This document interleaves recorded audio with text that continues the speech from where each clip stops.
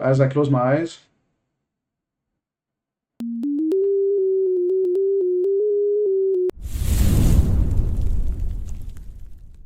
hey guys, thanks for tuning in. First of all, I want to say thank you. I've seen a big increase in the number of subscribers. I mean, it's just like so rewarding that you build a channel around topics that interest you, and you see I get lots of great comments, lots of engagement. So thanks a lot, guys. Really means something to me. So today we're having episode 4. Finally, I'm showing you the real-time pipeline, the real-time execution of the Alpha Wave paradigm. Took me a little more time to get together than I had planned, but here it is today. With the twist, I'll explain you what's going on a little bit later, but so you'll see it in action today. Just a bit of just to put you back in context for if anybody is this is the first video you're seeing. Episode 1, I introduced the Muse 2. Okay, just like a quick overview of the device and a few the raw signals, what they look like, and a few artifacts, a few details about it. Then episode 2, we went to capture the alpha wave, which is one of the simplest protocol that you can implement for EEG. So you just close your eyes and you get an increase in the alpha wave power. So that was episode 2. Episode 3, I presented several of the details of the design that is today being put into action. So I presented the modeling approach we'll be using, the feature that is being modeled. Although I have like a little something on this right now. So episode 3 was kind of a little bit like the first step in designing the real-time pipeline. So it was just like the details of like some parts of the design. And today we're at episode 4, and I'm showcasing the real-time pipeline. So the plan for today, live demo and synthesis. This is kind of like part 1 of today's video. And then I go over the whole pipeline. So I provide a pipeline overview. I think it's going to be quite a lengthy discussion. I'll try to make it brief, but still, I mean, there's so module, so everything is timestamped in the description. So if you just want to jump to some elements, I mean, you can use the timestamps. All right. Small change in plan. So if from episode 3, I came up with the feature that I was going to use, which was relative alpha. So alpha power divided by the sum of all power bands power. And this gives what is generally known as the relative alpha power. Now, I found through experimentation that it's the alpha divided by alpha plus beta power is much more reliable, much more easier to trigger on demand. So I changed the index. This one, it's almost the same thing, but this one works more reliably. So this is what I'm using today. We're about to go into this biofeedback experiment. Go back to episode 3 to get the details if you're missing some points. Before I go live, the legend that you see on screen. So Mu1 and Mu2 are the parameters that gets fit on the data. So Mu1 is the average of eye open, and Mu2 should be the average of eye close. Just to remind you that we're implementing here the challenge that what I challenge myself with is to design a auto-calibration. That's really like my goal in this experiment, is to come up with something that you don't need to do some offline training or calibration period. It just gets calibrated online. So Mu1, Mu2 are the parameters for the calibration. Pitch and volume control are the output of the model, okay, and you'll hear them as well. So you hear it's kind of just like a sinusoid sound. Obviously, if we were to do like a game or something else, it would map onto something else. But here, I just wanted something that is audio easy to recognize and control. So you have pitch and volume control. I explained this later when I review the pipeline. And you'll see the gray dots are each of the samples. Okay, I explained in the pipeline how the windowing works and everything, but the gray dots are basically single samples of data that gets recorded over time. So through this, you'll be able to follow, and I'll be able to explain you what we're seeing live. All right, so let's go with the live demo. Okay, so I'm using PyCharm here. I have the Muse in my hand, so you'll see how it works. All the code, by the way, in the description, you'll find the GitHub, and this is the code for episode 4. And so I just start my Muse, put it on. Okay, just make sure. I'll just make sure that I'm more or less symmetric. Okay. Okay, perfect. So I have a pretty good setup here. One finger above the eyebrows. Okay, that's just to provide some consistency with the way I wear it. I'm kicking it. Very quick to connect. So you see, so here we have the legend. You see here, so we have the 2 parameters. We have like the live data. Now the first thing you can see here is our eye blinks. Okay, I'll address that after, but we do see the eye blinks that are artifacts that we will need to take into account, but currently they don't interfere too much with the actual experiment. Now let's go and close my eyes.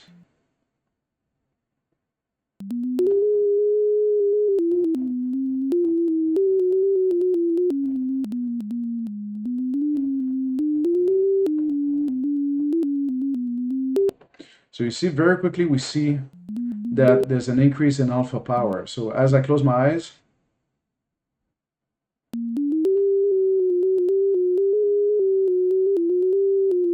we get what we paid for, that is an increase in alpha power, or at least the index we're using, that let's call it relative alpha, but alpha over alpha plus beta. So, and basically it works, no? And if you take the time to see, you'll see that the auto-calibration is kind of moving a little bit. It's not as useful, or keep in mind that I set the prior to be values that works with my own offline investigation. We don't get a lot of false positive, mostly due to eye blinks at the moment, but I'll show you something in that regard. So let's do it another time. Just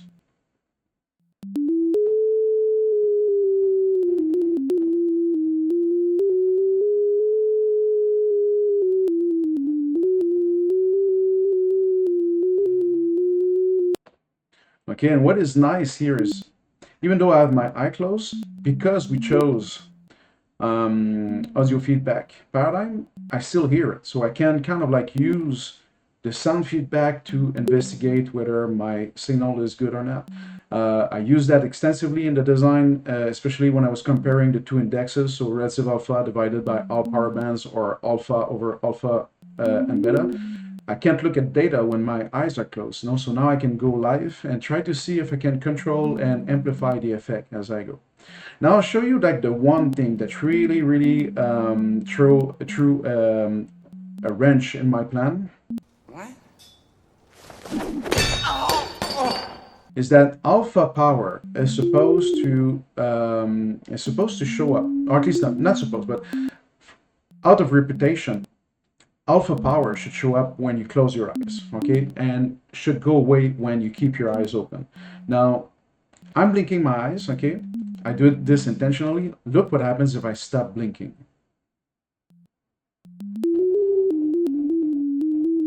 You see? And now if I blink again.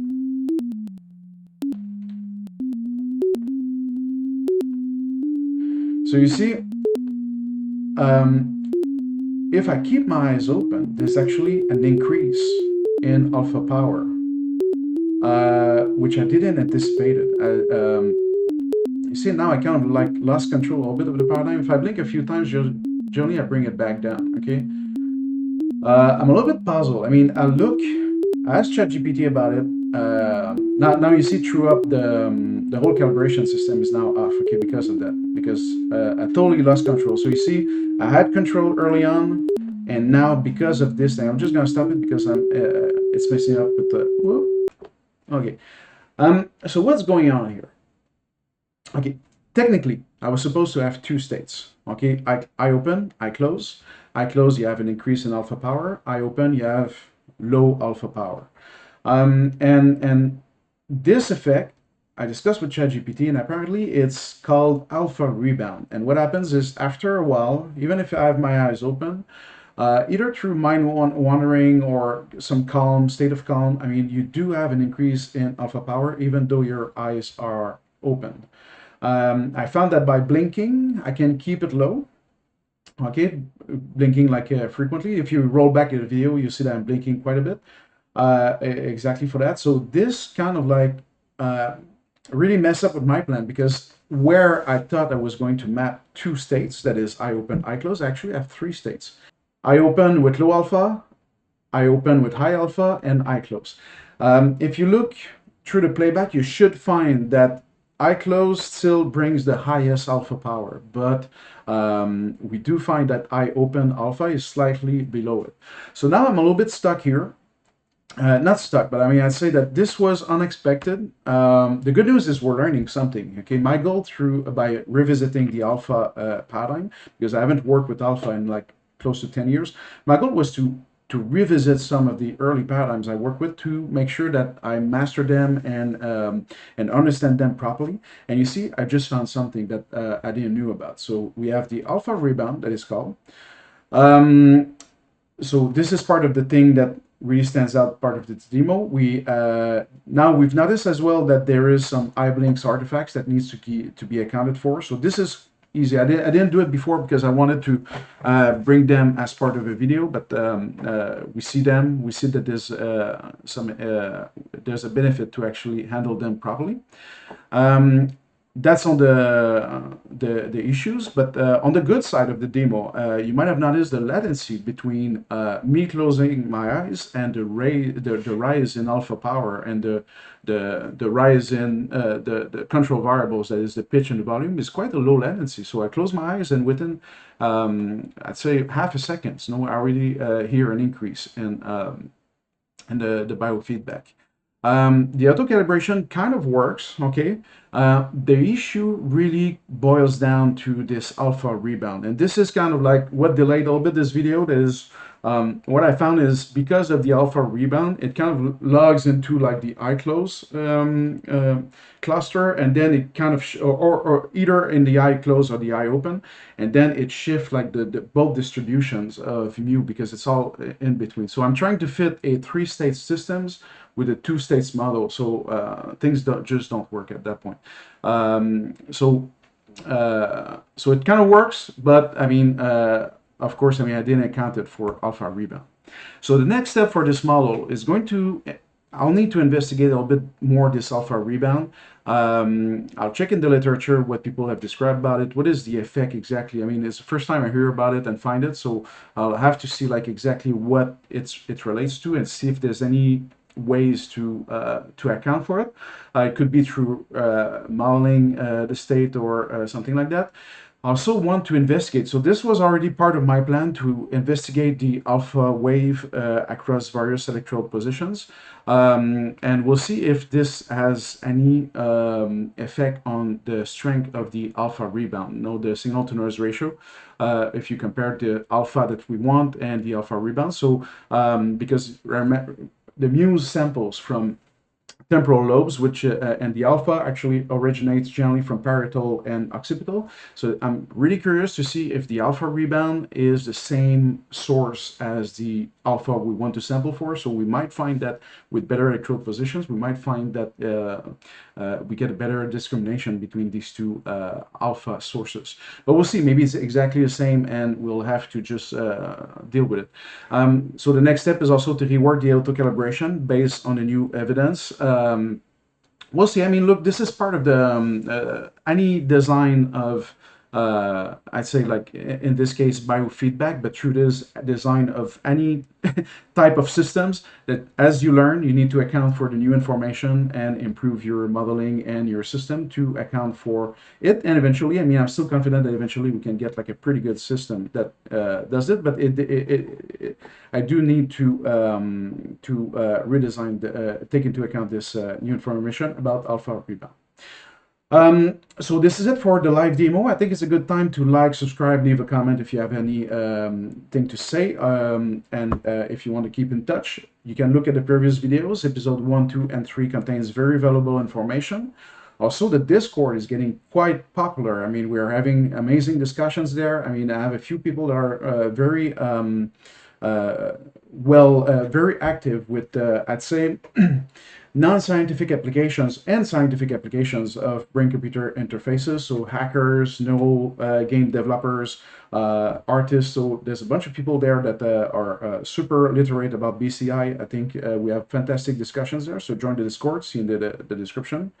And this is it for the demo part. Now I'll go over the pipeline overview. Okay, just a quick reminder, if there's a specific aspect that interests you, you can jump through the discussion, because I do expect this presentation will take a little while. So first we have the Muse Proxy. This is the link between the Muse and the rest of the software. A proxy is a module that has the responsibility of it basically implements like a driver or a wrapper around the driver. So the goal is to take the data and bring it in the software. Then we have a filters bank. So each channel needs to be filtered individually, and it needs to be an online filter. So many people works with offline data. Now it's an online filter, so it needs to work with online data. We have the sliding buffer. So this is the windowing function. This, I think, if you haven't worked with real-time paradigm, and this is the kind of stuff that really transform a offline paradigm into a real-time paradigm. Then we have like the FFT-Power. Okay, so we use the FFT. The FFT gives you the amplitude to get the power you need to square the values. Then we have like the modeling, the GMM. So this is our two states modeling approach. I don't go into the details today because episode 3 went in full length into describing the GMM. So if this interests you, you should refer to episode 3.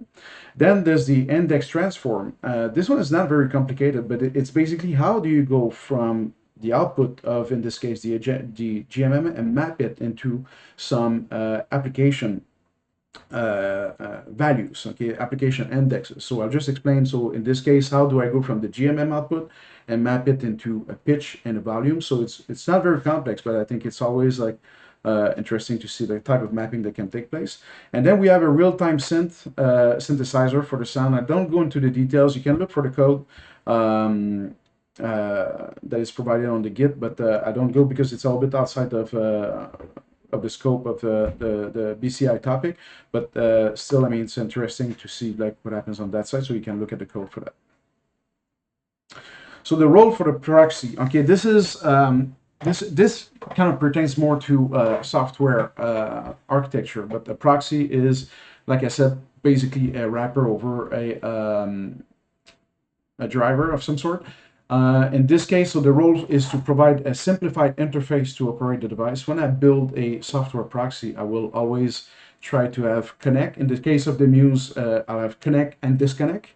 And also implement at this layer the auto reconnect function. So the auto reconnect, so the Muse, for instance, the Muse 2 has a tendency to disconnect after give or take 10 minutes. It's kind of like a flaw in the system. So every 10 minutes it disconnects and you need to auto reconnect it. So you don't want this to be built into the rest of the software, interact with the rest of the software. You want to encapsulate it, so that it's transparent for the rest of the software. So basically it's connect, disconnect, auto reconnect is implemented in there. And then you have like start, stop streaming. Okay, and this is the basic, and then you offer also some control parameters access. And when all of this is, it gives you like a very simple interface to operate your device. In the case of the Muse, it's built on Bleak. Bleak is by far the best. I've been working with Bluetooth for quite a while in Python and even in C back a few years ago. And I found that Bleak, it's not super easy to work with because it's built over async. Okay, it's an asynchronous library, but once you get, and with the help of ChatGPT, when you get the things going, I mean, it's the simplest interface I work with in terms of interfacing Bluetooth BLE interface systems. So Bleak, great library for that.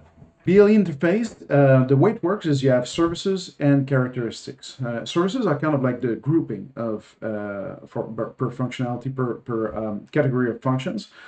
In the case of the Muse, so you have like the EEG services, EEG service, and it regroups the characteristics. And you have, in the case of the Muse, you have each channel is streamed over one characteristic. And what you do is you subscribe to the characteristic and you get a callback, and then you start to log in the data. In the case of the Muse, it makes sense to build it like that. That is one channel per characteristic, but I'll be fair, it kind of like creates a little bit of confusion when you want to reassemble the data during the parsing phase. Because what you want generally, the way most EEG device will work is you have a callback function. So once you got some samples, you send them to the processing stage. And what you want to send is a matrix that has rows are samples and columns are channels. But now, because they kind of like come on different characteristics, it's kind of like asynchronous. You need to rebuild the package at the same time. So anyway, that's how the Muse works, and this is everything is encapsulated in the proxy at this stage. Keep in mind, the Muse tends to disconnect automatically, so you need to have a auto reconnect in your system.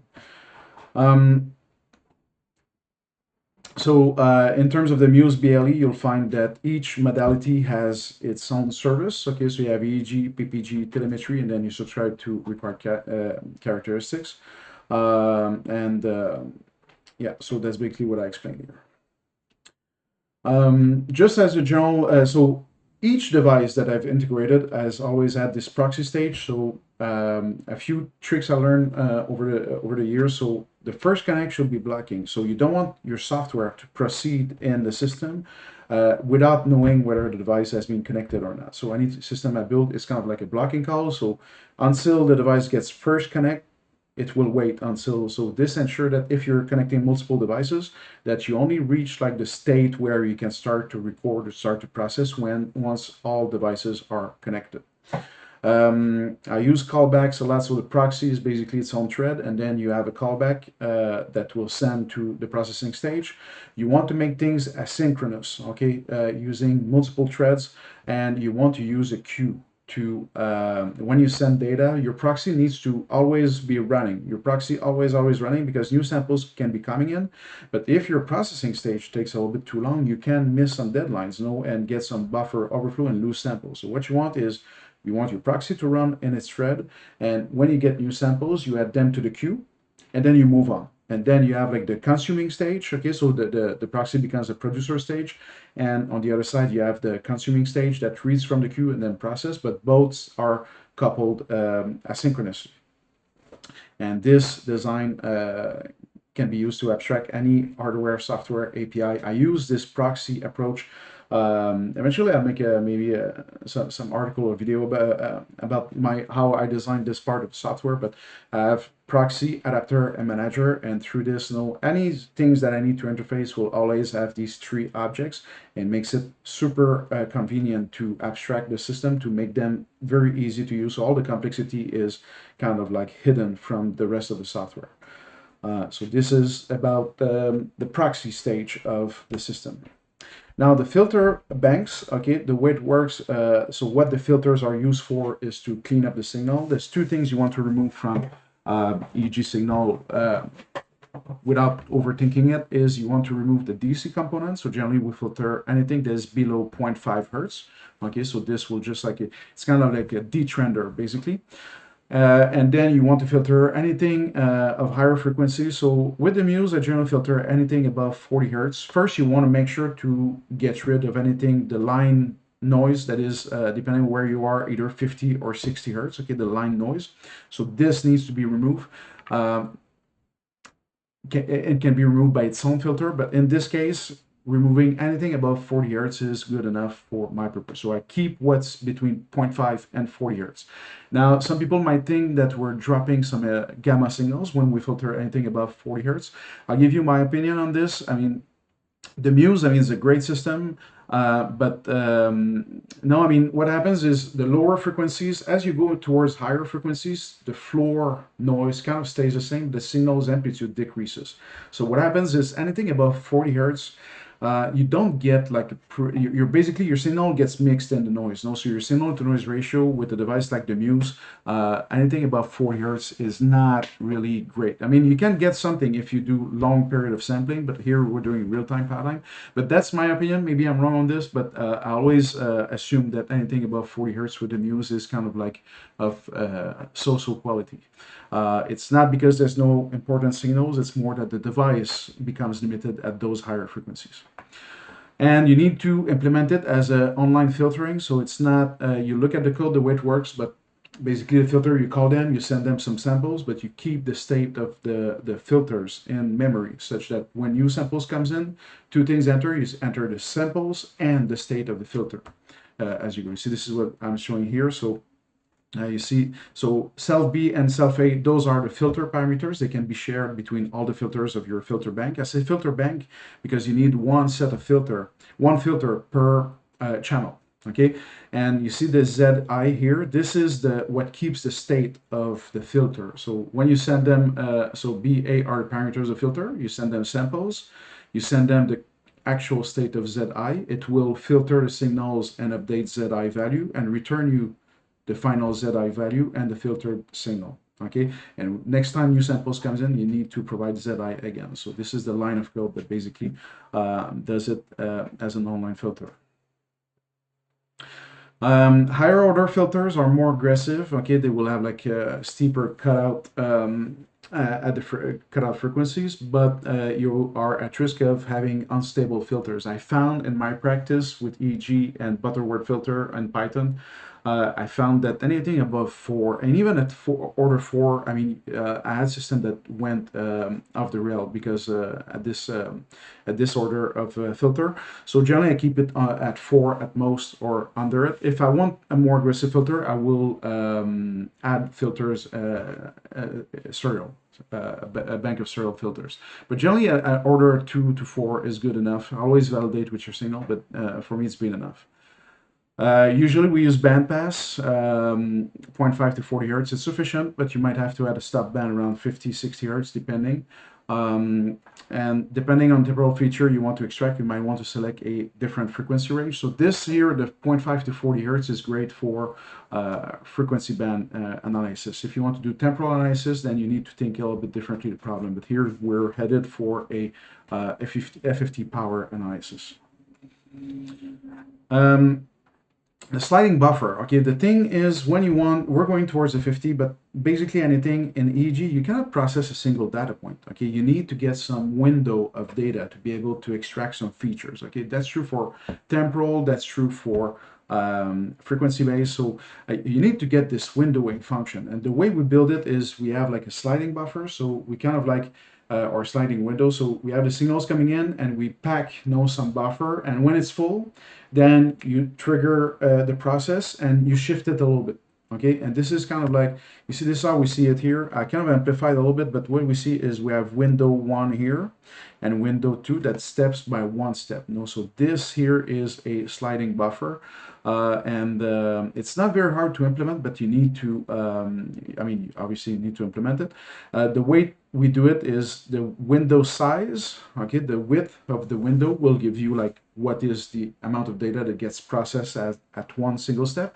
And then you have like the stepping side, which will have an impact on the latency. A larger window results in less noisy output. Okay, the windowing acts as a low-pass filter towards the output, because if you do statistical analysis on the 10 seconds window or 1 second window, 1 second window will definitely be more noisy. Okay, so it acts like that, but a larger window will also result in higher latency. Okay, because now let's say I have like my increase in alpha power and my time t, and my window is 10 seconds long. It means that the alpha power will take a little bit of time before it really pulls the whole thing to say, hey, look, there's a significant amount of power. So what you want is you just want the right size. So it's always a little bit of tune-up, but you want the lowest low latency and less noise. It's kind of like a compromise. So you work with it, you try a few parameters. So for this specific implementation, what I have, I think, is a 2 seconds window. And I slide by 32 samples, which is, I think, 64 will be a quarter. So I think it's 1/8 of a second, okay, that it slides. Check the parameters, but basically, often I work with a 2 seconds window and a slide of 0.5 seconds. But for this specific experiment, I wanted something that is a little bit more reactive. So I kept my 2 seconds window, but I decreased the sliding. So there's a way to work with this.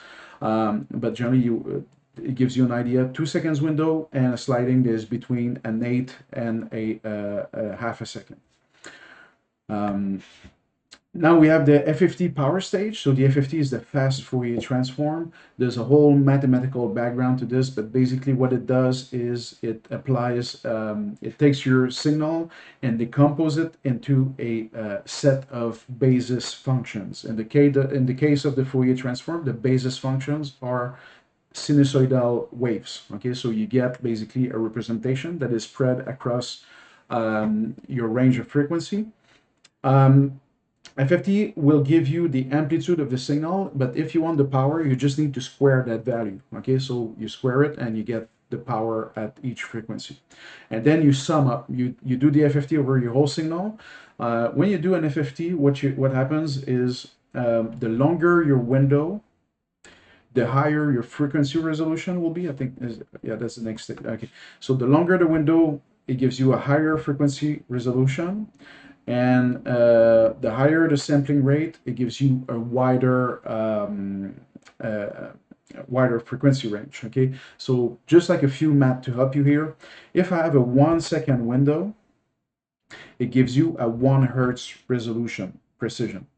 And then the frequency span, if I'm sampling at 250 hertz, 56 hertz, sorry, 256 hertz, like the Muse, you get the Nyquist theorem that tells you that the max frequency you can sample accurately is half that. So it's so your frequency span at 250 hertz sampling rate, your frequency span is 128. And this is basically how the FFT works. Okay, so this is a little bit mathy if you do the work, but if you just plug in and you work with ChatGPT, it's quite easy to build. I mean, it's so much used that you have like functions coming from established frameworks such as Signal and SciPy signals and stuff like that. Once you get the FFT-Power, you want to compute your feature. So the feature is, in this case, it's the alpha over alpha power plus beta power. So it's a sum. You sum over all the frequencies, you sum the power, and for alpha. So alpha goes from 8 to 13 hertz. So you sum and take the average. Okay, and you do this alpha power divided by alpha power plus beta power, and this gives you this relative alpha that we're using for this experiment. And following our FFT-Power and the calculation of the relative alpha that we use, we have our auto-calibration. Now, the auto-calibration is currently under development, as explained. I went into great details to explain the current approach in episode 3. It works to some extent, but as we saw, it currently doesn't work as great as expected because of this alpha rebound that takes place. But if you go back to episode 3, I think the concept of a GMM auto-calibration really makes sense. It's more that in this specific situation is being thrown out by something we didn't know at the time of design. So here what we're using is a Gaussian mixture model, okay, that tries to extract the two-state system. So it tries to understand what is the average alpha power for when eyes are closed and when eyes are open. It's a non-supervising calibration. This is my challenge, by the way. This is why I do this. Is for me, I want to solve this challenge to have a auto-calibration that doesn't rely on a phase of calibration per se, but rather that just tracks the evolution of the features for a specific subject online. Okay, so that's my challenge. But so in this case, it serves the purpose of modeling the average value. Yeah, so for relative alpha power when eye closed and eye open. So I assume a two-state system. It does it online, and like I said, roll back to episode 3. I went into extensive details to really explain how it works and how it's implemented. Then from the GMM stage, we extract. Like I said, the goal of the GMM is to extract the mu1 and mu2, and those are used as parameter to be mapped towards the effective values for the application side, which in this case is the real-time synthesizer. And the way, so I wanted to control sound frequency and sound volume. So that was my goal in this biofeedback paradigm, to control sound frequency and sound volume using my alpha power, or the alpha relative alpha. I could have used the same transform for both indexes, but I wanted to challenge myself a bit and show a little bit like how we can think the same problem in multiple ways. So I implemented two functions here. This one is a little bit smoother, so it's smooth in all over the whole range. So, and then we have, and it's used for the pitch. And then we have the volume control, which is simply a pointwise linear function. And you see here the red and green dots are basically mu1 and mu2. So as we extract the average power for eye open and eye close live, known through the auto calibration, we use them to tune these functions, these transformation functions, to make sure that basically our alpha, relative alpha values always span the range of control that we have. This is an issue that you have when you do this type of transform. That is, for one person, the alpha will change from 0.1 to 0.2, and the other person comes in and change from 0.2 to 0.3. And just this offset in alpha power means that you cannot have a fixed function to map both persons. So this is what justifies the use of calibration and stuff like that. And the goal here, like I said, is to have the auto calibration to basically the output of the auto calibration is used to parameterize these transformation functions such that for a specific person using the system with their own alpha wave data, this function always gets tuned to the effective range of the function is mapped onto the values of the subject. So these are the two functions I use for this. Like I said, I could have used the same function for both, but I wanted to explore a little bit a few ideas and make the problem a little bit more interesting. We just want to map basically the effective range with the physical values. And we want to, when you do this mapping, you want to account for saturation and rectification. So saturation is what happens when the relative alpha reach some higher limits. You want to handle this. So here I ended through the sigmoid function, I was able to handle it elegantly. So there is a top value, but it's smooth all the way. And rectification is simply the same effect, but towards zero here. Here it's a bit more of a harsh, but this is volume. So once you reach 100% volume, I mean, you just want, the thing is you wouldn't want to send like 1.5 volume, no, so you want to make sure that you manage your physical values. The real-time synth, you can look at the code, but it's the output of what we designed during episode 3. The goal was to build this audio biofeedback experiment, and this is what we did. And the real-time synth basically is simply a synthesizer that will generate some noise based on a pitch and a volume. So it just does this live. I designed it with ChatGPT, so I mean, it's just like it's not very complex, but it needs to work. There's a few things that have to be considered. So there was a few mistakes in the first generation, but the idea is that you need to be able to change the parameters live without having some glitch in the sound, and it needs to work. I did some offline work just to figure out like the frequency range I wanted to use, such that it's not too high pitch or too low pitch, so that it's hearable.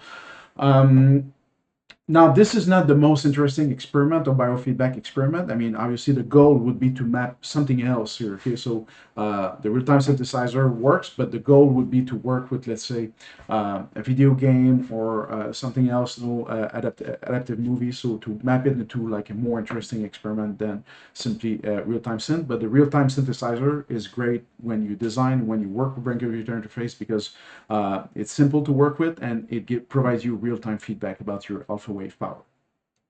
And this is it, basically. That's the pipeline overview for you.